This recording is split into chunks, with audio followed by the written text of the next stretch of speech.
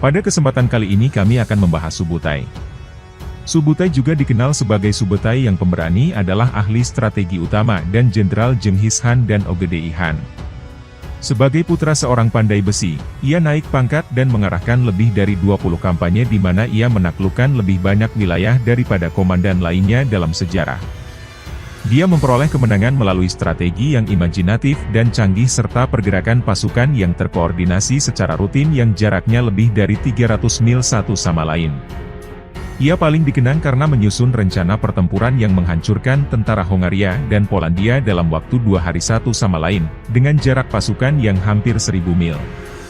Subutai dianggap dalam sejarah sebagai salah satu Jenderal Genghis Khan dan Kekaisaran Mongol yang paling menonjol dalam hal kemampuan, taktik dan kesetiaan, membantu kampanye militer di Asia dan Eropa Timur. Dia memimpin banyak serangan dan invasi yang berhasil pada masanya dan jarang dikalahkan. Di bawah batuhan ia memperluas kekuasaan Mongol ke Kievan Rus, Crimea, bagian dari Balkan dan mengalahkan Hongaria pada pertempuran Mohi. Bangsa Mongol tetap menguasai beberapa wilayah Rusia yang ditaklukkannya selama 3 abad berikutnya. Ketika Batu kembali ke Mongolia untuk pemilihan Han Agung yang baru pada tahun 1242, Subutai tidak menemaninya dan juga tidak memaksakan keuntungannya di Eropa. Seandainya dia melakukan hal tersebut, sejarah Eropa akan mengambil arah yang berbeda. Sebelum kematiannya pada tahun 1248, ia memimpin kampanye Mongol di Tiongkok.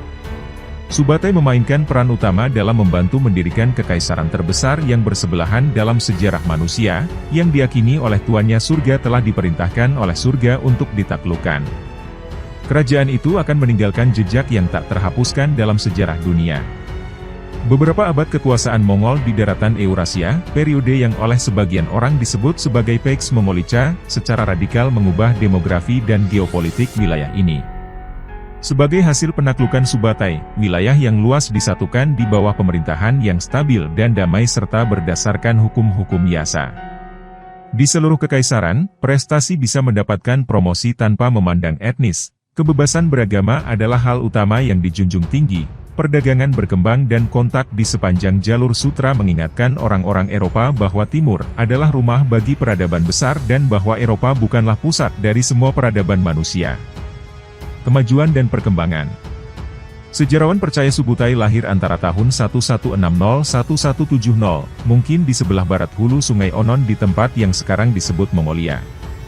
Dia berasal dari suku Urianhai, nama yang diberikan bangsa Mongol kepada sejumlah suku manusia hutan. Keluarga Subutai telah dikaitkan dengan keluarga Genghis Khan selama beberapa generasi. Saudaranya Jelme juga menjabat sebagai jenderal di tentara Mongol. Subutai bergabung dengan Genghis Khan saat masih remaja. Dalam 1 dekade ia menjadi salah satu perwira senior, memimpin salah satu dari 4 detasemen keliling yang beroperasi di depan pasukan utama. Pada tahun 1212 ia menguasai Huan, eksploitasi independen besar pertama yang disebutkan dalam sumber. Subutai adalah bukti bahwa Kekaisaran Mongol, lebih dari kekaisaran manapun sebelumnya, adalah sebuah sistem meritokrasi. Dia adalah putra Kaban, yang konon adalah seorang pandai besi, yang tidak dianggap sebagai bangsawan. Kaban membawa putranya untuk melayani Genghis Khan ketika Subutai berusia sekitar 17 tahun, dan dia naik ke jabatan tertinggi yang tersedia bagi seseorang yang tidak berhubungan langsung dengan Han. Genghis Khan menyebutnya sebagai salah satu dari 4 anjing perangnya, yaitu Jelme, Kubilai Khan, JB dan Subutai. Gelarnya, Bagatur, yang pemberani, diberikan ketika ia menjadi anggota pengawal kekaisaran, itu berarti, satria, tetapi juga, pemberani, dan meskipun dipromosikan ke pangkat yang lebih tinggi, Subutai dikenal dengan gelar ini sampai kematiannya. Sejarah Mongol mengatakan bahwa Subutai berkata kepada Genghis Khan, "Aku akan mengusir musuhmu seperti kain melindungi seseorang dari angin." Subutai adalah salah satu jenderal Mongol pertama selain Genghis Khan yang menyadari pentingnya insinyur dalam perang pengepungan. Bahkan di lapangan, ia menggunakan mesin pengepungan, seperti yang digunakan pasukan Tiongkok pada kampanye sebelumnya. Misalnya, pada pertempuran Mohi, pasukan panah otomatis Hongaria pada malam hari berhasil mengalahkan sebuah jembatan yang dilintasi pasukan Mongol, menimbulkan banyak korban jiwa, dan memberikan perlawanan sengit terhadap pasukan Mongol yang berjuang untuk menyeberangi sungai keesokan harinya. Subutai memerintahkan para pelempar batu besar untuk membersihkan barisan pemanah panah dan membuka jalan bagi kavaleri ringannya untuk menyerang tanpa mengalami kerugian lebih lanjut. Serangan baru ini adalah penggunaan pertama senjata semacam itu sebagai bentuk artileri taktis di barat. Saat para pelempar batu membersihkan jalan untuk menyeberangi jembatan utama, Subutai mengawasi pembangunan jembatan darurat sementara di hilir untuk mengepung pasukan Hongaria. Taktik ini merupakan hal baru bagi kekuatan yang ia hadapi di Eropa dan padang rumput, dan mereka tidak siap untuk menghadapinya. Subutai juga terkenal karena menggabungkan orang-orang yang ditaklukkan ke dalam pasukannya, terutama para insinyur, yang memiliki keterampilan khusus. Dia mengubah pengumpulan intelijen dan perencanaan sebelumnya menjadi seni rupa. Misalnya, dia menggunakan mata-mata untuk mengumpulkan informasi tentang kerajaan Rusia, Polandia, dan Hongaria setidaknya setahun sebelum serangan terhadap masing-masing kerajaan tersebut. Dia menyesuaikan strateginya dengan musuh yang dia hadapi, mengubah taktiknya berdasarkan lawan, medan, dan cuaca. Dia menekankan penggunaan kavaleri ringan di pasukannya, dan memastikan bahwa pasukannya bergerak dan mandiri. Biasanya dia mengarahkan musuh ke posisi lemah sebelum menerima pertempuran. Selama kampanye militer di Eropa, Subutai yang dulunya langsing menjadi sangat berat sehingga kuda tidak dapat dengan mudah menahan bebannya. Tapi dia sangat dihargai di medan perang sehingga batuhan membawanya ke lapangan dengan kereta atau gerobak. Tidak seperti tentara Eropa atau Jepang, yang menghargai keberanian pribadi seorang komandan di atas segalanya, bangsa Mongol menghargai kemampuan strategis dan keterampilan untuk membuat penyesuaian taktis dalam panasnya pertempuran di atas segalanya pada pemimpin mereka. Sementara komandan barat seperti Richard Sihati Singa benar-benar berperang memimpin pasukannya, Subutai dan Batuhan duduk di sebuah bukit, jauh dari lokasi pertempuran, di mana mereka dapat mengarahkan arus pertempuran dengan bendera. Inilah salah satu alasan mengapa Subutai jarang dikalahkan, seperti parahan yang ia nasihatkan. Perlu dicatat lebih lanjut bahwa Subutai berusia 65 tahun selama kampanye Eropa, usia tua di era tersebut untuk seorang komandan militer. Jenghis Khan mengirim Subutai untuk memburu Merkit. Subutai mengalahkan mereka di sepanjang Sungai Chu pada tahun 1216 dan sekali lagi pada tahun 1219 di wilayah Wild Kipchak. Muhammad II dari Waris menyerang Subutai tak lama kemudian di sepanjang Irgis. Subutai menahannya setelah pertarungan sengit dan penipuan. Jenghis Khan memimpin pasukan Mongol ke arah barat pada akhir tahun 1219 untuk menyerang Khwarizm. Subutai memimpin barisan depan barisan utama.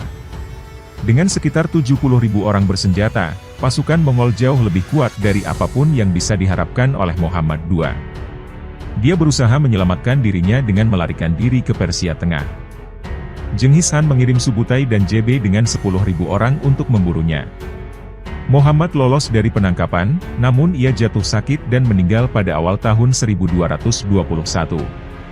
Subutai menghabiskan sebagian musim dingin di Azerbaijan. Di sini dia mendapatkan ide untuk mengitari Laut Kaspia untuk mendarat di belakang Kipchak liar.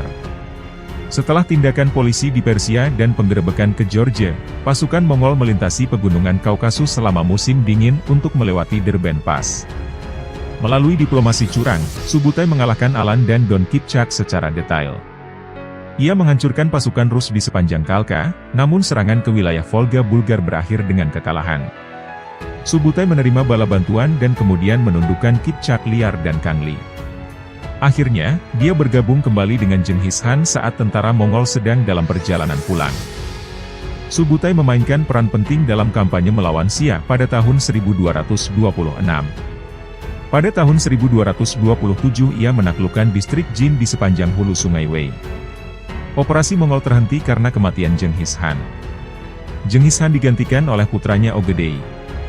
Pada tahun 1230-1231, Ogedei secara pribadi memimpin pasukan utama Mongol melawan Jin, tetapi upaya untuk menerobos dataran Honan berakhir dengan kegagalan setelah Subutai dikalahkan di Shanchahaehui.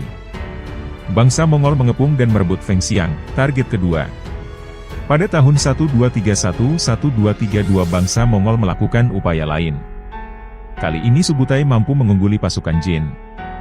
Bangsa Mongol meraih kemenangan yang menentukan di Sanfeng, Yangyi, dan Taeyahling.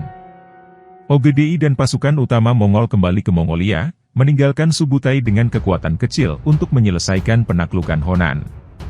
Subutai merasa kesulitan untuk merebut kota-kota besar dan membutuhkan hampir 2 tahun lagi untuk akhirnya melenyapkan Jin. Dia membuat aliansi dengan Song untuk mendapatkan bantuan menyelesaikan pekerjaannya. Tidak butuh waktu lama bagi Song untuk berselisih dengan bangsa Mongol. Dua pasukan Song merebut Kaifeng dan Loyang pada musim panas tahun 1234. Pasukan Mongol kembali dan mengusir Song. Ogedei memutuskan untuk mengirim sebagian besar pasukannya ke wilayah barat untuk menghancurkan Kipchak liar dan Bulgar.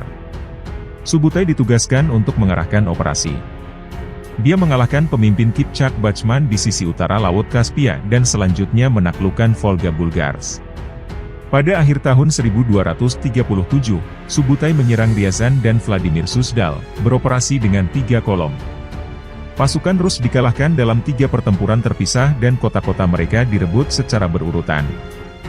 Bangsa Mongol menghabiskan musim panas tahun 1238 dengan beristirahat di sepanjang Sungai Don. Kolom dikirim untuk menyerang berbagai suku yang tinggal di dataran sekitar Laut Hitam. Pada tahun 1239, negara bagian Chernigov di Rus dikalahkan dan kota-kota mereka direbut. Bangsa Mongol telah membuat perjanjian dengan Galich Vladimir, yang pangerannya terkejut ketika bangsa Mongol tiba-tiba menyerang pada bulan Desember 1240. Kiev, Vladimir, dan kota-kota lain segera direbut. Bangsa Mongol siap memasuki Eropa Tengah. Subutai beroperasi dengan beberapa detasemen terpisah, bertujuan untuk mengalihkan perhatian di sisi sayap, sementara ia menangani pasukan utama Hongaria di tengah. Bangsa Mongol mengalahkan tentara Eropa di Chmielnik, Kronstadt, Liegnitz, Muhi, dan Hermannstadt. Hongaria dikuasai. Bangsa Mongol berangkat pulang pada tahun 1242, setelah mengetahui bahwa Ogedei telah meninggal, membebaskan Wina dan seluruh Eropa Tengah dari serangan lebih lanjut. Serangan ke Eropa direncanakan dan dilakukan oleh Subutai, yang mencapai ketenaran abadinya dengan kemenangannya di sana. Setelah menghancurkan berbagai kerajaan Rusia, ia mengirim mata-mata hingga ke Polandia, Hongaria, dan bahkan Austria, sebagai persiapan untuk menyerang jantung Eropa. Memiliki gambaran yang jelas tentang kerajaan-kerajaan Eropa, dia dengan cemerlang mempersiapkan serangan yang dipimpin oleh Batuhan dan 2 pangeran berdarah lainnya. Meskipun Batuhan, putra Jochi, adalah pemimpin keseluruhan, Subutai adalah komandan sebenarnya di lapangan, dan karena itu hadir dalam kampanye utara dan selatan melawan Kievan Rus. Ia juga memimpin barisan tengah yang bergerak melawan kerajaan Hongaria. Saat pasukan utara Kadan memenangkan pertempuran Legnica dan pasukan Guyuk menang di Transilvania, Subutai menunggu mereka di dataran Hongaria. Raja Bela IV dari Hongaria telah mengadakan dewan perang di Esztergom, sebuah pemukiman besar dan penting di hulu sungai Buda dan Pest. Ketika Batu maju ke Hongaria dari timur laut, kepemimpinan Hongaria memutuskan untuk memusatkan kekuatan mereka di Pest dan kemudian menuju utara untuk menghadapi tentara Mongol. Ketika berita tentang strategi pertempuran Hongaria sampai ke tangan para komandan Mongol, mereka perlahan mundur ke Sungai Sajo, menarik musuh-musuh mereka. Ini adalah strategi klasik Mongol, yang akhirnya disempurnakan oleh Subutai. Dia mempersiapkan medan perang yang sesuai dengan taktiknya, dan menunggu musuh-musuhnya melakukan kesalahan. Posisinya kuat, karena hutan menghalangi barisan mereka untuk diintai atau dilihat dengan jelas, sementara di seberang sungai di dataran Mohi, tentara Hongaria berada terekspos secara luas. Hanya 1 hari setelah pasukan Mongol yang lebih kecil di Polandia memenangkan pertempuran Legnica, Subutai melancarkan serangannya, sehingga memulai pertempuran Mohi pada malam tanggal 10 April 1241. Di Mohi, 1 divisi menyeberangi sungai secara rahasia untuk maju ke kamp Hongaria dari sisi selatan. Pasukan utama mulai menyeberangi Sajo melalui jembatan di Mohi, dan terus menyerang keesokan harinya. Hal ini mendapat perlawanan sengit, sehingga ketapel digunakan untuk membersihkan tepian seberang dari pasukan panah, seperti yang telah disebutkan sebelumnya. Ketika penyeberangan selesai, kontingen kedua menyerang dari selatan.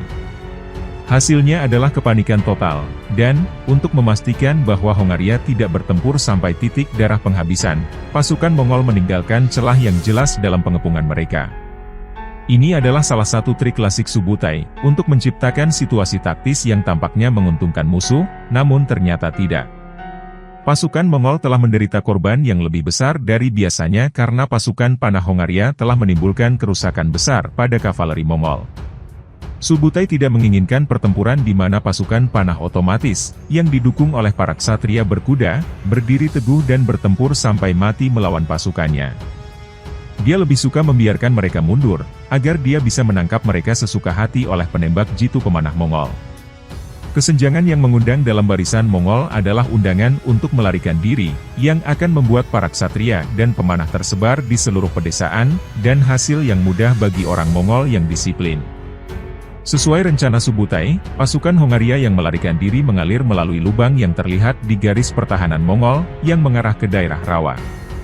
Ketika para ksatria Hongaria berpisah, para pemanah Mongol menangkap mereka sesuka hati, dan kemudian diketahui bahwa mayat-mayat berserakan di pedesaan selama 2 hari perjalanan. 2 uskup agung dan 3 uskup terbunuh di Sajo, ditambah 40.000 prajurit dalam satu pukulan. Sebagian besar prajurit Hongaria hancur total, dengan korban yang relatif minimal di pihak Mongol, meskipun jumlah pastinya tidak diketahui. Pada akhir tahun 1241, Subutai sedang mendiskusikan rencana untuk menyerang Kekaisaran Romawi Suci, ketika datang berita kematian Ogedei Han. Bangsa Mongol mundur, seperti yang harus dilakukan oleh para pangeran berdarah, seperti halnya Subutai, ke Mongolia. Seperti disebutkan sebelumnya, hanya kematian Han Agung yang mencegah serangan terhadap wilayah Eropa lainnya. Hartog mengamati bahwa jika Han Agung tidak mati dan Subutai terus maju menuju Atlantik, tidak ada tentara yang bisa menghalangi jalannya. Batu tidak benar-benar menghadiri majelis ketika dia mendengar bahwa suksesi Guyuk Han sudah terjamin tetapi kembali ke ibu kotanya, Saria di Volga. Subutai dicopot dari komando invasi Eropa oleh Guyuk Han setelah kenaikannya ke Hanate, namun ditugaskan untuk memimpin kampanye melawan dinasti Song pada tahun 1246, pada usia 70 tahun. Sebagian besar sejarawan percaya bahwa pemindahan ini bukan untuk merendahkan kepemimpinan Subutai selama kampanye Eropa, justru sebaliknya. Guyuk tidak mencintai Batu, dan menginginkan yang terbaik dari jenderal Mongol di tempat lain, dan tidak tersedia bagi Batu jika perseteruan keduanya berujung pada perang terbuka. Subutai berkampanye melawan Song pada tahun 1246-1247. Dia kemudian kembali ke Mongolia, di mana dia meninggal pada usia 72 tahun pada tahun 1248. Cumins mengatakan bahwa dia pensiun ke kawanannya dan, seperti banyak jenderal tua lainnya, menghilang. Terima kasih sudah mengikuti video-video kami, jangan lupa share, like dan subscribe agar bisa selalu mengikuti update video dari kami.